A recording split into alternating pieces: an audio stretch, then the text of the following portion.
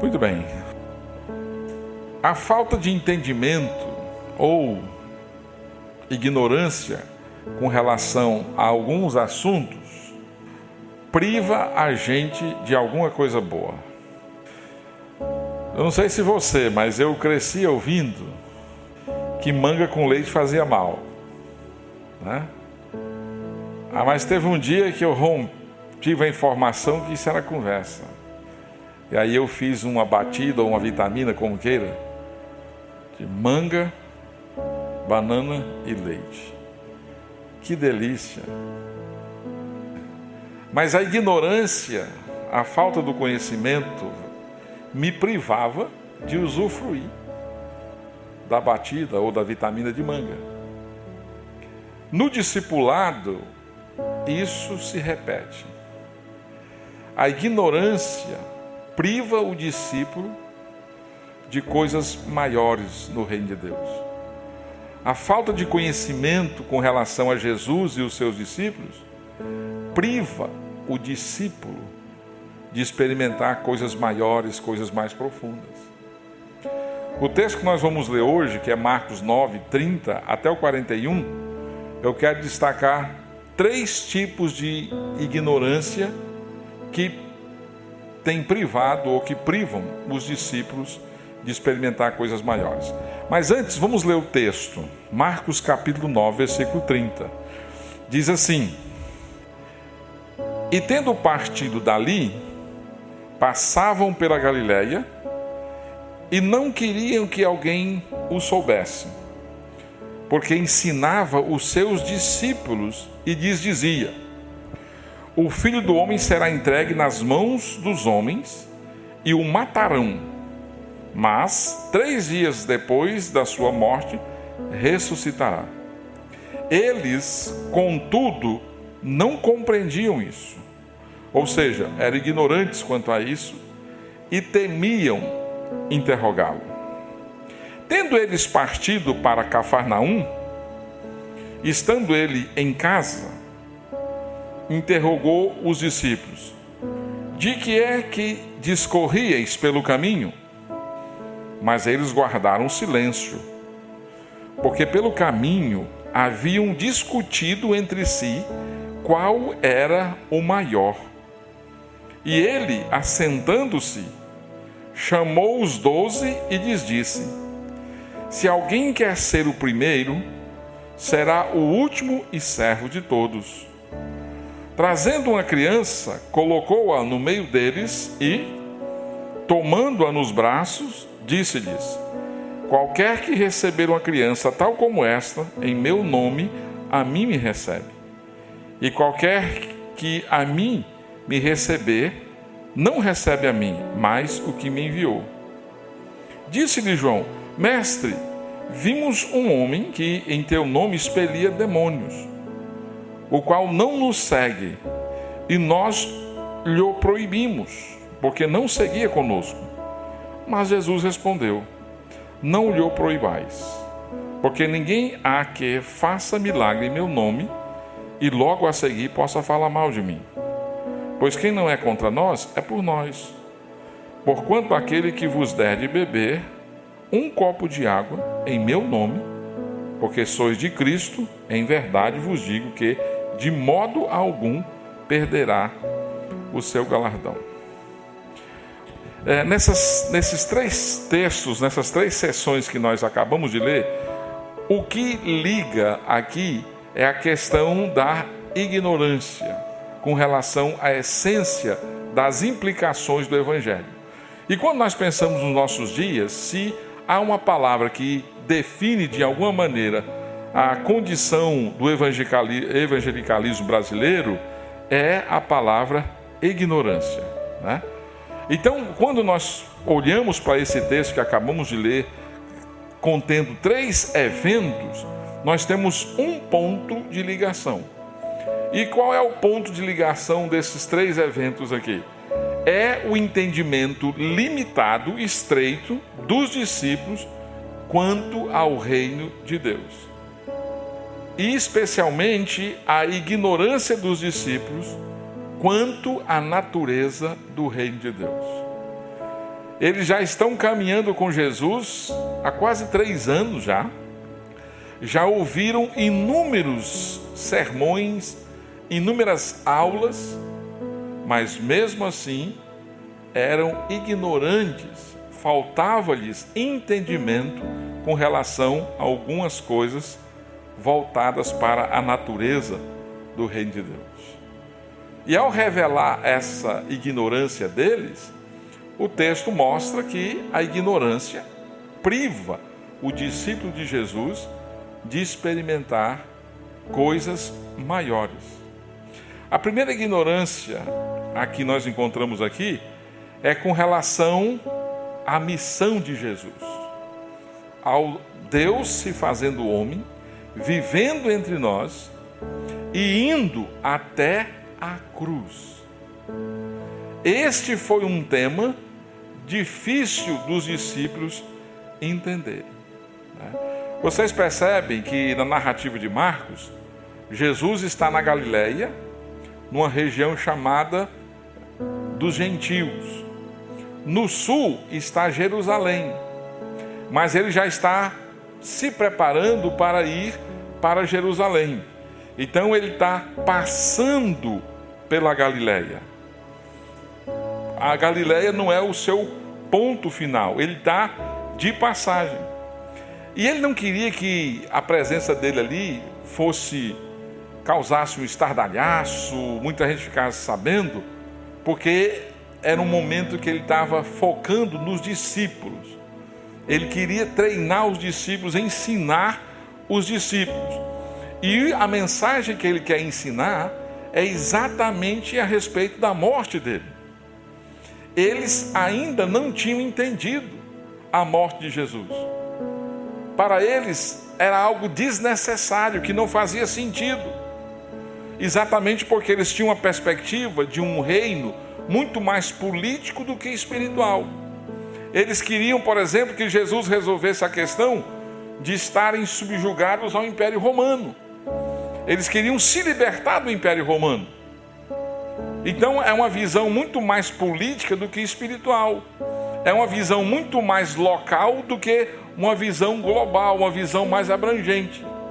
Mas você percebe que o conteúdo do ensino de Jesus, a matéria principal era que ele seria entregue nas mãos dos homens, estes o mataria, mas que ele ressuscitaria no 3º dia. Os discípulos ouviram. Marcos diz, mas eles não entenderam. Ouviram, mas não entenderam. Ouvir não é sinônimo de entender.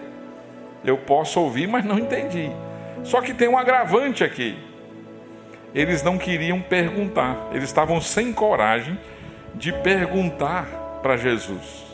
E por quê? Se a gente voltar aqui um pouquinho para o capítulo 8 e ler o versículo 31, a gente vai entender por que eles estavam temerosos. No 31 do capítulo 8, disse assim, que foi a primeira vez que Jesus começou a ensinar sobre a morte dele.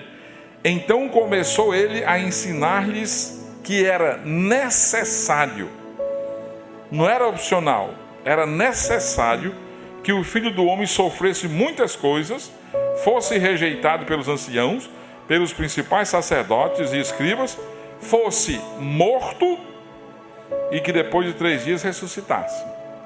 Lembra? Então nessa conversa, o que aconteceu no versículo 32? Pedro diz, ei, isto ele expunha claramente, mas Pedro, chamando-o à parte, começou a reprová-lo. Jesus, não fica falando isso para os discípulos, não, pega mal.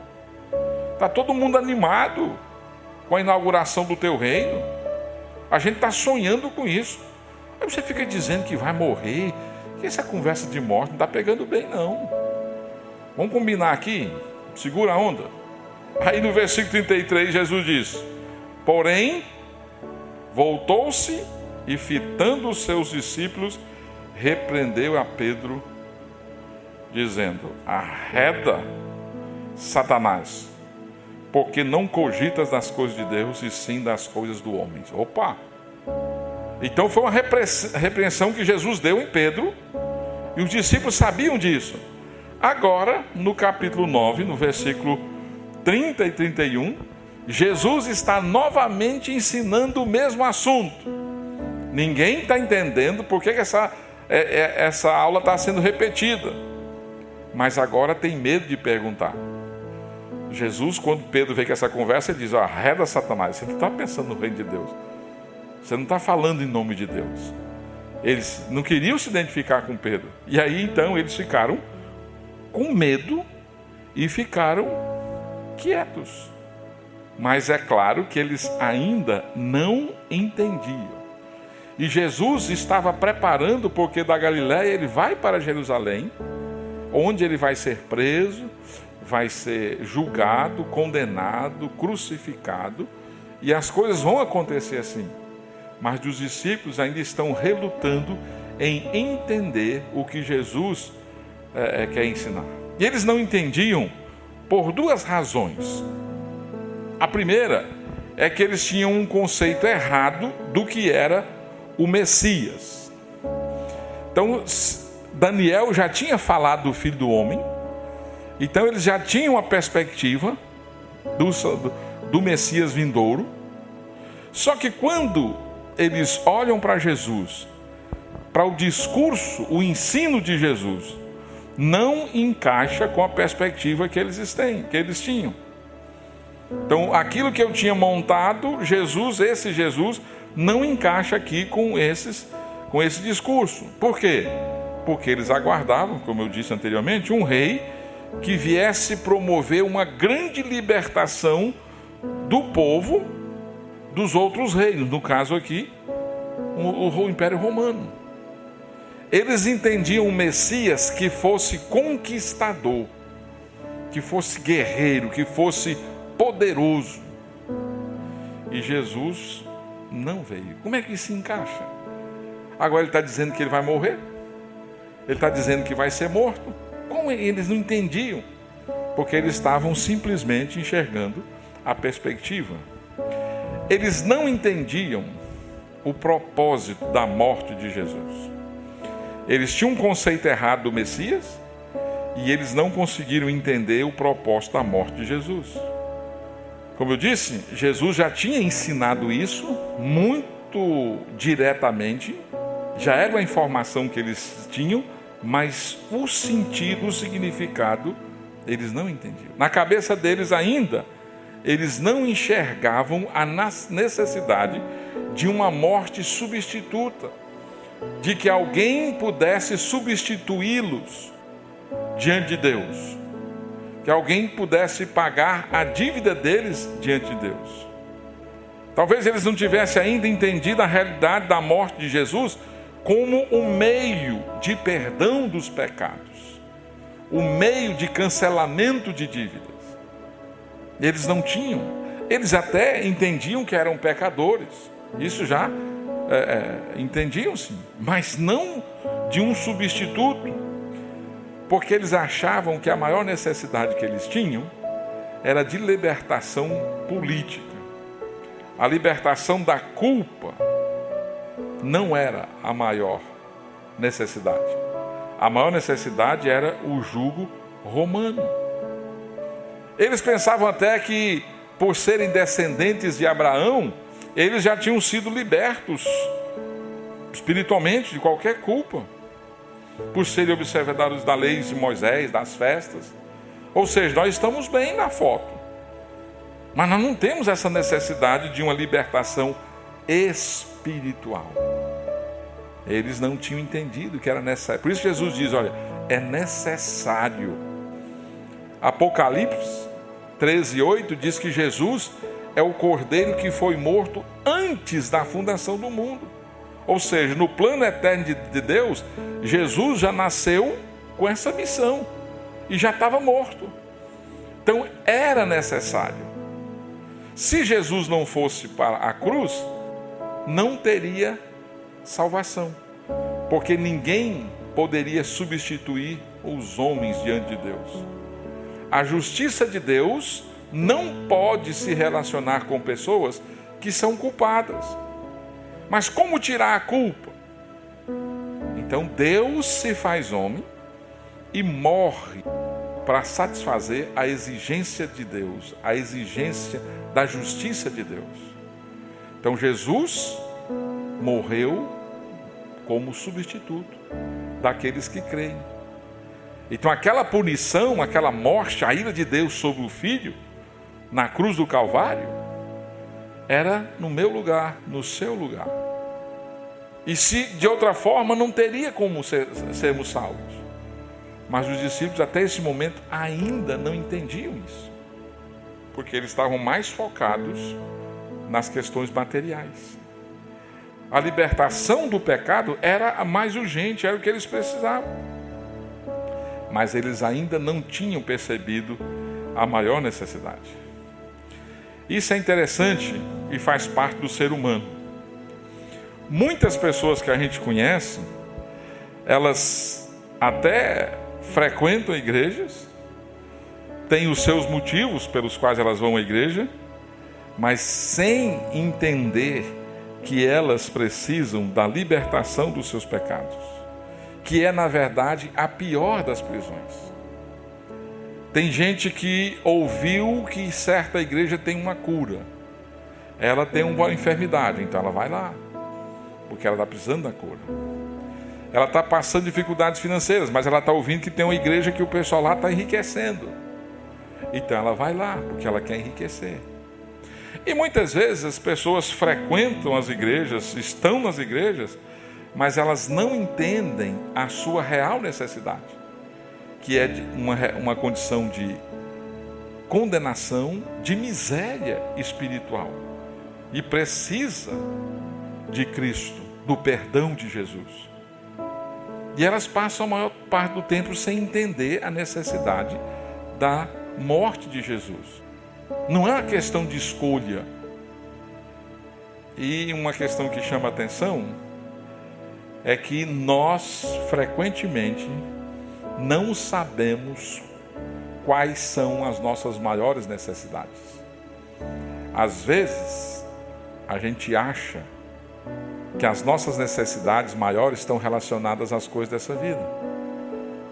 Por exemplo, alguém que tem lutas, questões financeiras a vida toda, ela diz, olha, se eu tiver um pouquinho mais de dinheiro, a minha vida está resolvida, a minha vida está tranquila. E ela acredita que isso é a necessidade dela. Mas a Bíblia diz que não é. Você pode ter um pouco mais de dinheiro e ainda assim você vai ser uma pessoa que está faltando algo mais. Você precisa do perdão dos seus pecados.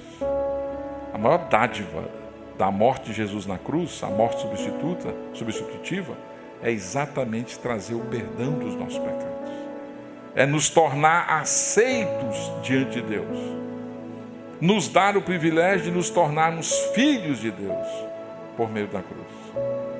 Então a morte de Jesus, ela é essencial, ela é fundamental nesse caso aqui. Cristo precisava sim ir à cruz para nos livrar da nossa miséria. E ai de nós se ele não tivesse ido. Mas muitas vezes olha para a morte de Cristo como sendo uma coisa pesarosa. Oh, que pena, fracassou. Ele não é tão poderoso, olha só, ele morreu. Às vezes ficamos com raiva dos judeus porque mataram Jesus, povo ignorante naquela circunstância. A Bíblia diz que quem levou Jesus para a cruz foram os nossos pecados. Os pregos que na verdade pregaram Jesus naquela cruz foram os meus e os seus pecados. Não tem ninguém culpado disso. O plano eterno de Deus visava isso. E o discípulo não pode ser ignorante quanto a isso. O discípulo precisa se alimentar da verdade do Evangelho. Em Cristo tenho o perdão dos meus pecados. Eu preciso dessa verdade todos os dias. Sabe por quê? Porque Satanás é o acusador. E ele quer nos acusar de que não fomos perdoados, de que não fomos alcançados pelo amor de Jesus demonstrado na cruz. Então eu preciso dessa verdade, eu preciso me alimentar dessa verdade. E se eu fico ignorante quanto a isso, eu fico olhando para a morte de Jesus como sendo um erro de planejamento, uma fraqueza da divindade ou coisa semelhante, eu estou me privando da verdade central do Evangelho. Que Cristo morreu, foi sepultado e ressuscitou o terceiro dia por causa dos nossos pecados, conforme 1 Coríntios capítulo 15. Isso é o Evangelho. Os discípulos, lamentavelmente, não entendiam e tinham vergonha de perguntar, tinha medo de perguntar. Porque o Pedro, que também não entendia, levou de Jesus uma exortação, uma repreensão. Um outro tipo de ignorância diz respeito à grandeza, ou o que é ser grande no reino de Deus. Não é? Galileia, Jesus está naquela região norte, e ele vai até Cafarnaum. Cafarnaum foi uma espécie de quartel-general de Jesus Cristo quando ele estava na Galileia. E ele ia frequentemente à casa de Pedro, que morava em Cafarnaum.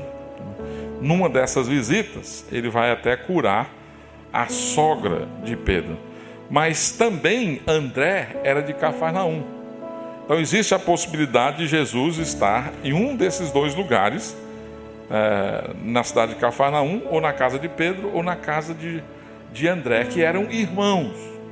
Mas só que Jesus percebeu que quando eles estavam indo, tinha tido uma discussão um pouco acalorada, um pouco acirrada entre eles. E o que é que eles estavam conversando? O que é que eles estavam discutindo? O centro da discussão nessa viagem, conforme o versículo 39, era para saber quem era o maior. Quem é o maior? É muito infantil isso. E é da natureza humana. E as pessoas querem saber quem é o maior. Quem é o mais inteligente da sala de aula. Quem é o melhor no futebol. Quem é o melhor não sei o quê. E aí, para acalmar a gente arruma alguma coisa que a gente é melhor. Em alguma coisa a gente acaba inventando uma regra lá, mas você quer ser o melhor. E aí os discípulos então estavam com essa discussão. E quem era o maior? Quando chegou em casa, Jesus disse: ei, pessoal, o que é que vocês estavam discutindo pelo caminho? Aí bateu uma vergonhazinha, eu não sou doido em dizer. Mas eles haviam discutido entre si qual deles era o maior. Essa era a discussão. E essa discussão, ela foi acirrada ali, né? Eles estavam discutindo. Primeiro, a essência da discussão era desnecessária. E havia entre eles essa disputa para saber quem era o primeiro. Talvez, já pensando, bom, Jesus vai morrer e vai ressuscitar. E depois da ressurreição, quem é que vai ser o primeiro? Quem é que vai ser o maior? Quem é que ele vai? Ele vai inaugurar o reino, e o entendimento deles ainda é limitado. E quem é que vai ser o maior aqui? Porque Jesus estava se preparando para ir para Jerusalém e ser crucificado.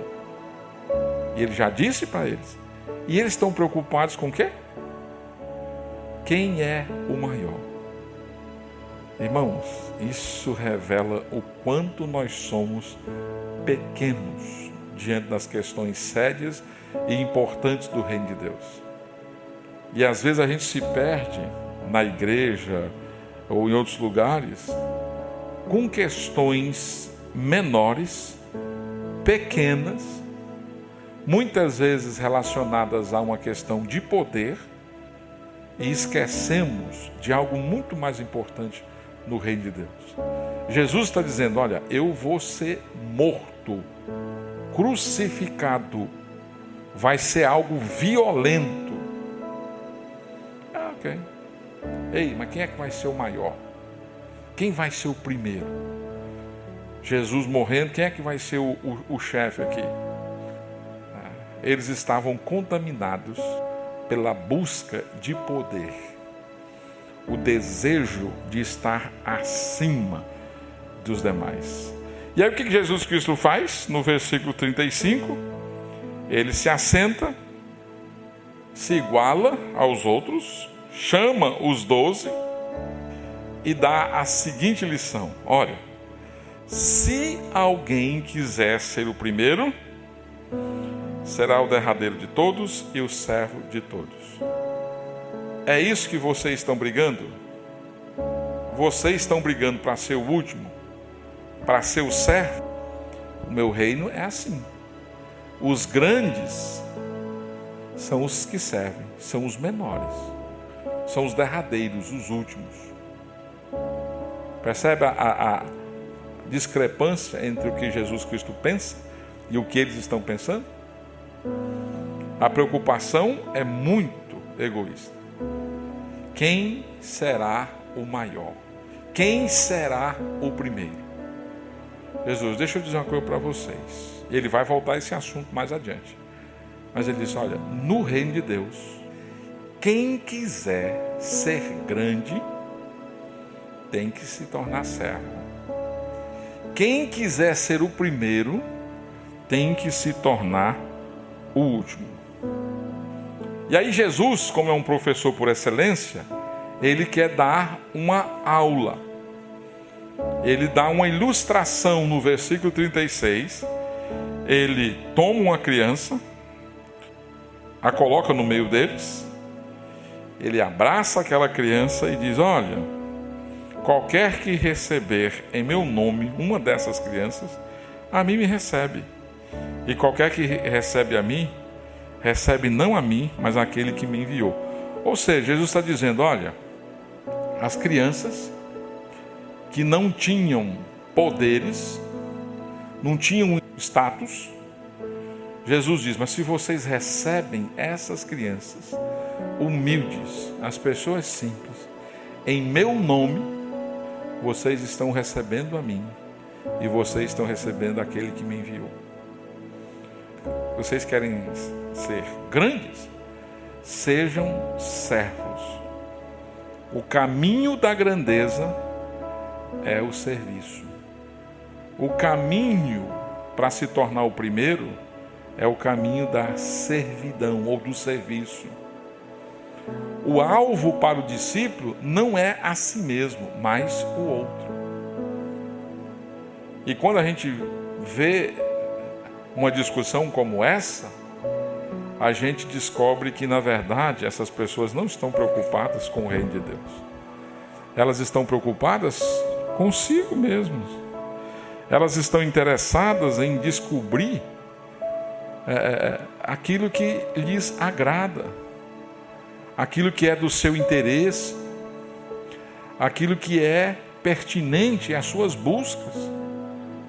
Mas totalmente, esse é o tipo de ignorância que tem ainda perpetuado na vida dos discípulos. Os discípulos pensam o reino de Deus como o reino secular. Os grandes são aquelas pessoas que estão em evidência. São as pessoas que têm posições. Esses são os grandes. E Jesus está dizendo, olha, no meu reino, você quer ser grande? Torne um servo. Torne pequeno aos olhos dos homens. Mas aos olhos de Deus, vocês serão grandes. O simples fato de vocês receberem pessoas simples e pessoas humildes demonstra esse entendimento de serviço a vocês. Então, para Jesus, quem está apto a ser um líder é aquele que está pronto a servir. Aquele que deseja ser grande é aquele que está pronto para servir. E aquele que quer servir, ele nem está buscando a grandeza, porque ele sabe que esse reconhecimento vem de Jesus e não dele. Ele não sente essa necessidade. O que motiva ele é o servir a pessoa de Jesus. O grande se preocupa com os menores. No caso aqui, ilustrado com a criança. Porque quando fazemos isso, nós não só recebemos o menor, mas recebemos o próprio Cristo. Olha, comece com as crianças, Jesus está dizendo. Isso porque o ministério cristão que se identifica com Jesus esvazia a si mesmo antes de qualquer coisa. Os discípulos de Jesus precisam de humildade e de uma atitude de serviço, conforme ilustrado aqui por meio dessas crianças. Quem quer ser grande, se torne pequeno. Então existe uma ignorância com relação ao propósito da morte de Jesus, e isso priva o discípulo de desfrutar do perdão que ele tem em Cristo.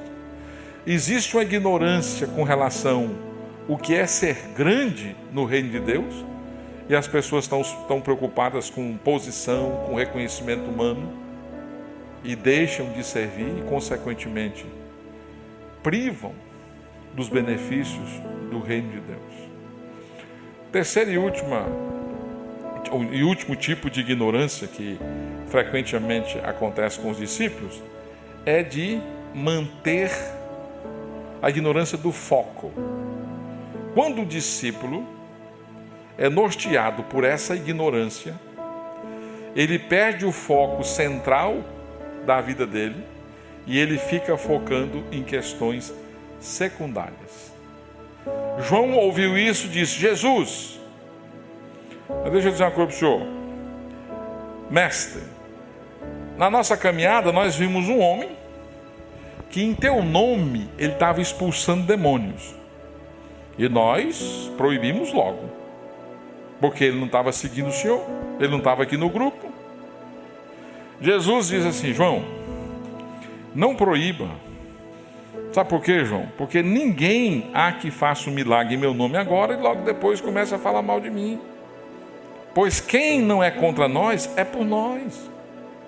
Porquanto qualquer que vos der a beber um copo de água em meu nome, porque sois de Cristo, em verdade vos digo que de modo algum perderá a sua recompensa. É interessante essa palavra de Jesus. Dependendo da igreja, hoje, alguém que estava com um discurso um pouco diferente e não era recebido. Jesus diz: olha, não proíba. Não proíba. Por quê? Porque Jesus está dizendo: olha, a pessoa que emprega o seu nome e está buscando a glória de Cristo, ele é um verdadeiro cristão. Se os discípulos estiverem buscando a Cristo, não se afetariam com essa situação. Tem um exemplo de um discípulo que não se contaminou com isso. Paulo estava em Roma, mas o texto é de Filipenses capítulo 1, versículo 12 a 16. Paulo diz que algumas pessoas estavam pregando a Cristo com a intenção de aumentar o sofrimento dele na prisão. Mas sabe o que Paulo fala? Que importa? Contanto que Cristo seja pregado. Paulo diz: olha, o importante é que Jesus Cristo está sendo anunciado. Se eles querem atingir a minha pessoa causando algum tipo de sofrimento por meio dessa pregação, tudo bem. O importante é que Cristo seja anunciado. E esses discípulos aqui estavam meio que enciumados com aquela situação. Talvez não estivessem tão preparados para buscar exclusivamente a glória de Cristo. Lembre-se, no evento anterior, eles estavam discutindo quem era o maior. Tiveram uma discussão acirrada enquanto iam para Cafarnaum. Até chegar na casa de Pedro, ou na casa de André, talvez. Uma discussão quem era o primeiro, quem era o maior. E agora eles estão dizendo: olha, nós encontramos um rapaz que estava expulsando demônios em teu nome. E nós proibimos, porque é uma prerrogativa nossa. Nós somos os discípulos próximos do Senhor. E Jesus diz: olha, é diferente, né? Quem não é contra nós, logo está contribuindo para o avanço do reino de Deus. Se ele não é contra nós, né? No versículo 41, portanto, aquele que vos der de beber, ou seja, quem, pelo motivo correto, exerce a sua fé por um motivo correto, não perde o seu galardão. Quem está dando um copo de água não perde a sua recompensa. Então qualquer pessoa que atende um discípulo de Jesus, mesmo com um gesto simples, um copo de água, vai ser recompensado. Não vai ser só vocês que estão aqui perto e próximos a mim. Não serão apenas vocês, os 12, que terão uma função especial. Outros do reino de Deus também serão recompensados. Às vezes a gente acha que Deus só trabalha em nosso grupo. Eu sou batista, Deus trabalha só nos batistas. Ou se eu sou de uma igreja pentecostal, não, Deus só trabalha aqui. Deus só faz milagres aqui. A gente acha que Deus é uma propriedade nossa. Antes de você ser um cristão batista, você é um discípulo de Jesus. Você é um crente em Jesus. É claro, vamos entender que Jesus não está dizendo que não importa o que a pessoa crê. Ele não está dizendo isso. Ele está dizendo um caso específico, porque nada foi dito a respeito da crença daquele rapaz, mas ao que ele estava fazendo. O que a pessoa crê é importante. Jesus vai escrever uma carta e mandar via João para a igreja de Éfeso, no Apocalipse capítulo 2, e ele vai elogiar a igreja porque a igreja ouvia pregadores itinerantes que passavam lá e traziam uma doutrina diferente, errada. Sabe o que eles faziam? Dispensavam os pregadores. E Jesus elogia. Então, doutrina, crença é importante. Não é isso que Jesus está anulando aqui.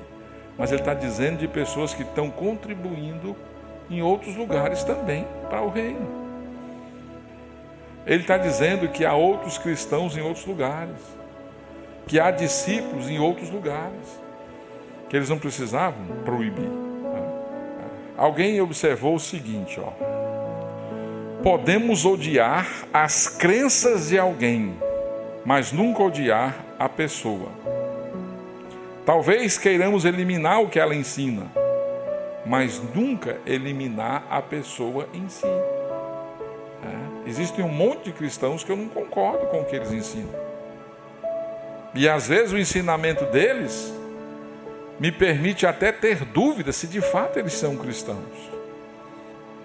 Mas os discípulos precisam aceitar outros seguidores de Jesus, porque o compromisso de cada um é com o próprio Jesus.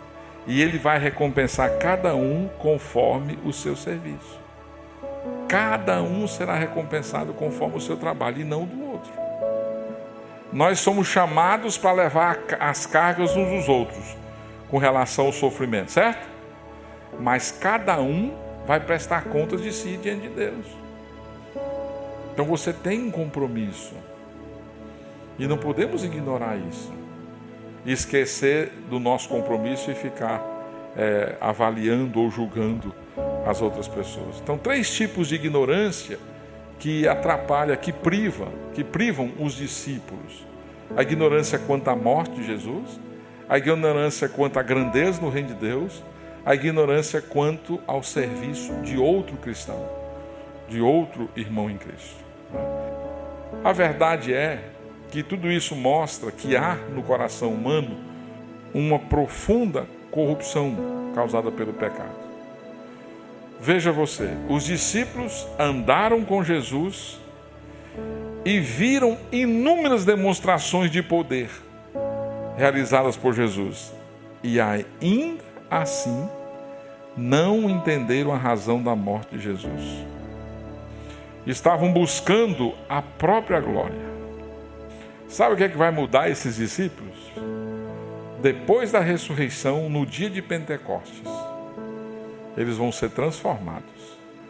E alguns dizem, conforme a palavra que Pedro dá, em Atos 8, que vai ser no Pentecostes que eles vão se converter.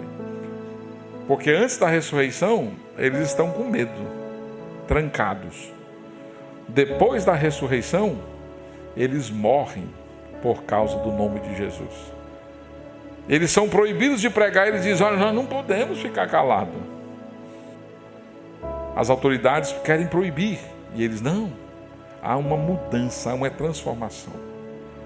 Antes há uma preocupação consigo, agora, após o Pentecostes, há uma preocupação com o reino de Deus. Nós sabemos que o coração humano é assim. Só a intervenção de Deus pode mudar esse coração. Só Ele pode estender a sua mão poderosa e destruir, desfazer, retirar o véu da ignorância que nos priva de enxergar verdades profundas a respeito de Jesus. Sabe o que me admira? Olhando para a ignorância dos discípulos e olhando para a paciência de Jesus. Ele andou 3 anos com esses homens, ele ensinou esses homens e ele tinha um plano: deixar com eles a missão de pregar o Evangelho. Ele está no último ano do curso, as últimas provas, eles estão quase se formando e Jesus continua acreditando que vai dar certo. Já pensou? Isso nos ajuda a pensar em relação às pessoas, a não desistir das pessoas. Isso nos dá esperança. Às vezes você está compartilhando o Evangelho com uma pessoa, há pouco tempo você já quer desistir. Ou está discipulando alguém e você já quer desistir. Você não tem a paciência que Jesus tem. Quer muito rápido. A gente é assim. É admirável isso que Jesus Cristo faz. Sim, há uma ignorância nos discípulos, mas há uma paciência no Mestre em ajudá-los a superar essa ignorância, para que eles não sejam privados das verdades do reino de Deus. Eles têm um coração ainda corrompido, não querem aceitar a morte de Jesus, ainda estão discutindo quem é o maior, quem é o menor, ainda sentem ciumados com relação a outros fazendo a obra de Deus. Mas Jesus acredita que pode transformá-los.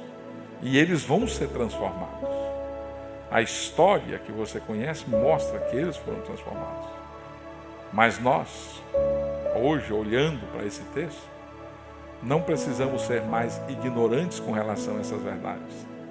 Nós podemos e devemos seguir Jesus, gratos pela morte dele em nosso lugar na cruz do Calvário.